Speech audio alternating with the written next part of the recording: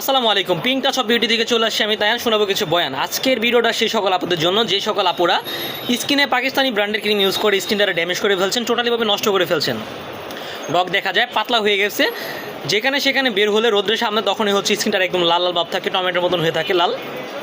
Plus হচ্ছে যখন রান্নাবান্না করতে যান তখন হচ্ছে আগুনে তাপে স্কিনটার একদম জ্বলছে যায়, লাল লাল হয়, কেমন জানি লাগে, কোনো কিছুতে থামানো যায় না, মনে করে যে নিজের গাল নিজে কেচি দিয়া এবং হচ্ছে বটি দিয়ে কাইটা ফেলি। এরকম প্রবলেম কিন্তু অনেক আপুরে সলিউশন চান। সেই সকল আপুদের জন্য কিন্তু আজকে সলিউশনটা হচ্ছে একটা সিরাম। এইটা হচ্ছে হায়ালুরনিক অ্যাসিড সিরাম। এই সিরামটা যদি আপনি ইউজ করেন আপনার ত্বক হবে হাইড্রেট, গ্লো অ্যান্ড হচ্ছে রিপেয়ার হবে।